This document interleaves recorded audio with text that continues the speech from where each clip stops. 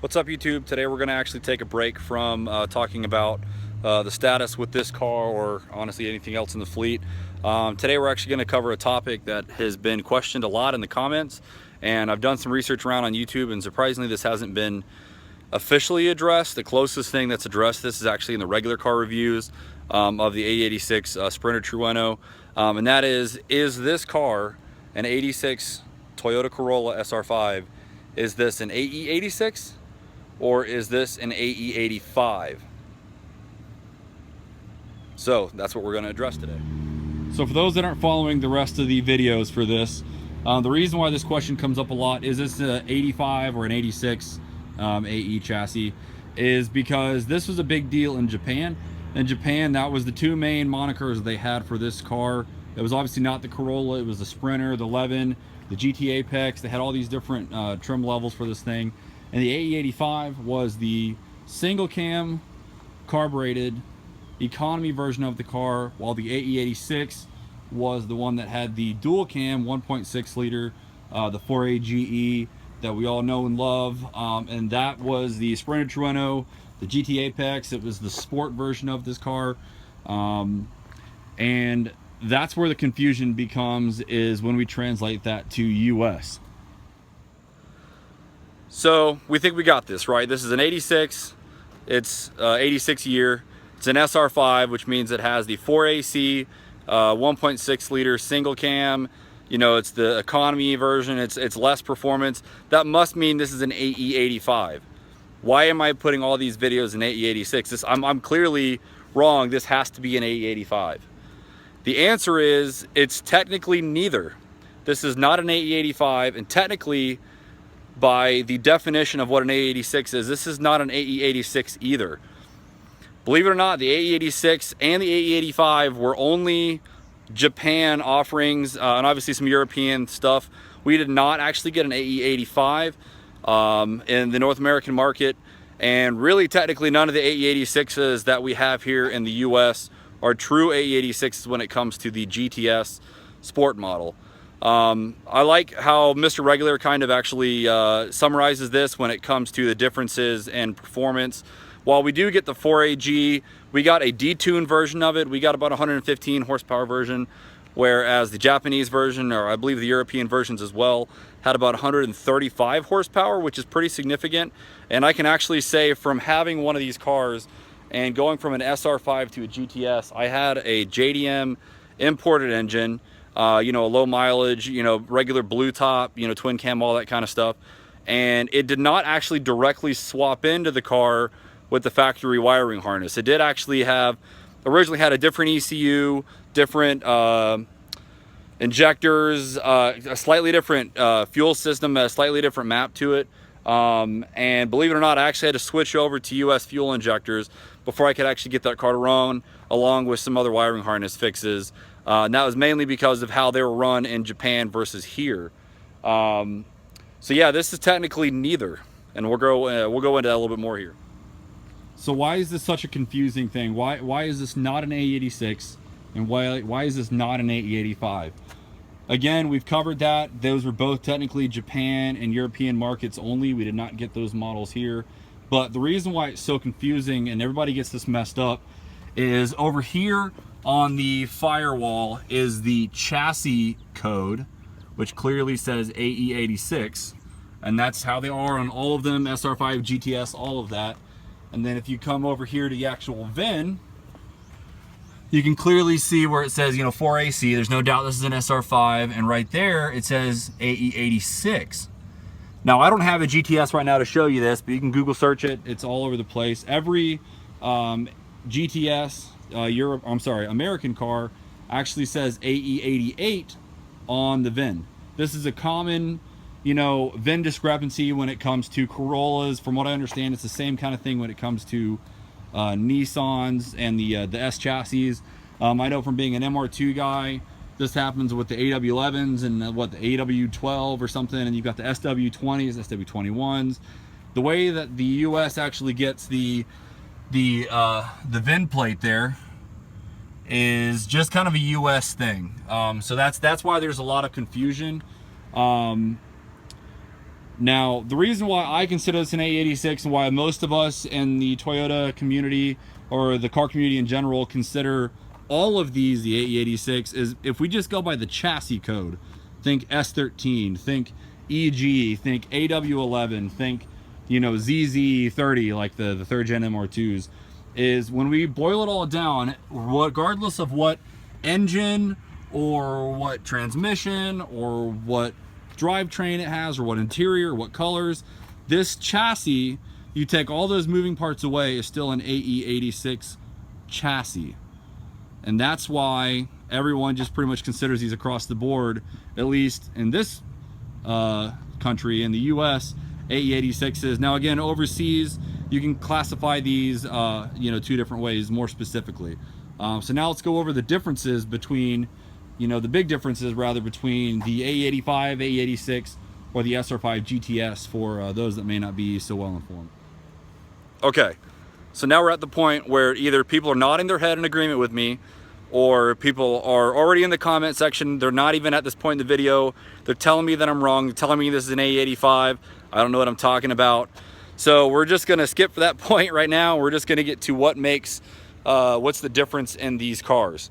Now, the main difference between the AE85 for the Japanese market and for the US market, if you will, is that honestly, the reason why we said we never got the AE85 here was mainly the whole entire drivetrain was different.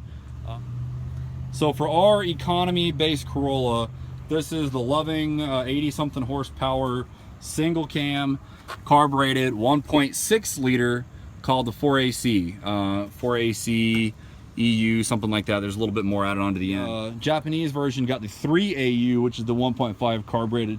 Totally different engine. They did get a different transmission. I do believe the SR5 transmission is based roughly off the T50, so very close to the GTS transmission. They have a different transmission for the AE85 in Japan. We also have a hydraulic system for the clutch, which it leaks.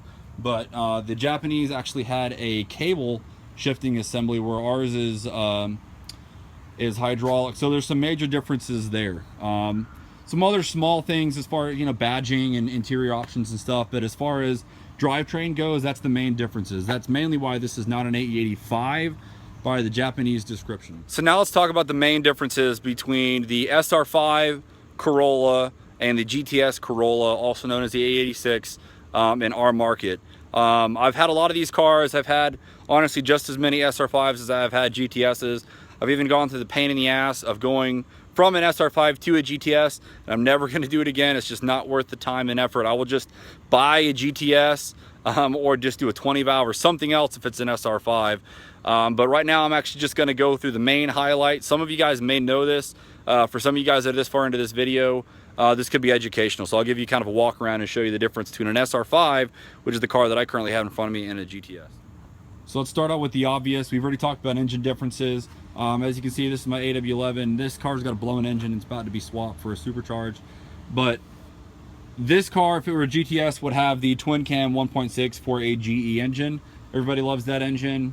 You know, I think it's okay. It's a great engine. It's just, you know, underpowered in my opinion, but that's, you know, I'm going to get a lot of hate for that. That's difference A. Difference B is slight variances with the transmission. I know that the GTS has a T50, SR5 has something else. I just forget the name for it. The other major difference would be the rear end. While both cars are a solid rear axle, no independent rear suspension option for these Corollas and AE86s. The main difference is the GTS has the disc brakes on all of them. Every GTS will have disc brakes. The SR5s will have drum brakes on every single model. There's no option for anything else other than drum. The GTS has also had an available limited slip differential, which, you know, it's kind of like 50-50. Some got them, some didn't. The ones that do have them are honestly worn out. The other differences is mostly in the bodywork. You know, obviously you've got some different things, some different features that are added or taken away. This car surprisingly has, you know, decent options like pinstriping and sunroofing and Toyota decals and stuff. Those things are basically the same across the board. But the main difference is in interiors. When it comes to things that you could notice straight off the bat, the GTS has always had better fabrics, better seats. This car currently actually has the stock Toyota MR2 seats that came out of this red MR2 here. So for those of you guys that are watching these videos, you've seen the seats that came in this car. They were flat, they were nasty, they had no bolster support. They were worn through. It was disgusting. Oh, that's a horrible, horrible Toyota sound. So all of them should have had door cards. This one doesn't. But other than that, you had some different interior color options, like this burgundy color. It looks almost red. This burgundy color was not a GTS option. The GTSs had a solid red and black. They had a gray, they had a blue, they had some stuff, but they did not have a burgundy, if I'm not mistaken. The fabrics were different. You can kind of see this looks like kind of 70s couch fabric here on the seats. Again, ignore the front passenger and driver seats here. The other differences are, I think that's it actually for the interior, minus some just little things that change throughout the years when it comes to how, you know, the gauge cluster looks, things like that. So that's mainly the highlights. There's going to be some other differences between the cars underneath. The biggest thing is obviously the drivetrain and the aesthetics. The gas tank is different. That's one of those things that you won't just visually know. The gas tank is different. The SR5 has totally different baffling, just due to how the fuel pump is. So technically, and I've noticed it with this car, if you corner hard here, you're going to get some fuel cut out. The GTS doesn't have that problem. It has some different differences on the inside. The harnesses are different. You know, this is not a Subaru or a Honda where you can just take this engine out, put a 4AG in it, and be done with it. You know, it's one of those deals where if you want to have everything working right, you know, you have your engine harness, your front body harness, and then you'll have an under dash harness. And what a lot of people miss, and why it's such a pain in the butt, is you have to have really 3 matching harnesses from generally the same car, at least the same year of car, so that you have the same plugs, the same options, because things will change, like alternator plugs or distributor plugs or weird things like that. You'll have a round plug versus a square plug. You'll have 4 versus 3. Weird little things like that will happen. You have to have the different, you know, kick panel harness for the under dash because of how the ECU plugs up and how it talks to the gauge cluster and the steering column. So you've got a lot of little things that has to go into just making this a GTS. Even if you were just to go through the process of swapping the engine in this car and get that, you know, 115 horsepower that Toyota offered for this versus the 80 horsepower that it has now. If that was the only thing you did and you got that running, you got it running well, you still have a drum brake, you still have an open diff in the rear, and honestly, the interior, like I said, the interior is worse. You're not, for the money and time you're putting into it, you're not getting that much of a different car. That's why these SR5s are usually taken and swapped in for a 20 valve, 1UZ, anything like that. All right, guys, that's all I have to say today. Thanks for watching. I hope you guys enjoyed the 2 videos I've been working on here with the differences on the AE86 and AE85, and also the differences between the USDM Corolla SR5 and GTS versus the Japanese version, that discussion there, and the differences between all those.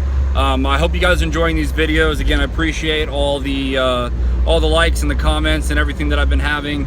Honestly, these videos, these last 2 videos here, are a result of your comments. Everybody was talking about, you know, oh, it's not an AE86 and AE85, and everybody was politely disagreeing in the comments.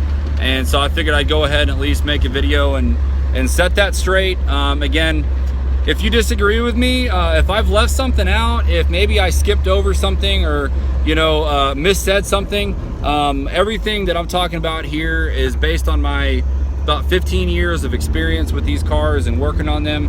So I'm sure there's things that I forgot, there's things that I got wrong, there's things that I missed. So if there's something that is missing or wrong, just leave a comment down below. If anybody has any other future videos I'd like to see with this car, or has any questions about AE86s, or really what owning one is like, that's kind of what I'm trying to go with these videos, is to give people an idea, you know, why these cars can be great and why they're also kind of overhyped as well. So again, thanks for the love, and I'll talk to everyone soon. Thanks.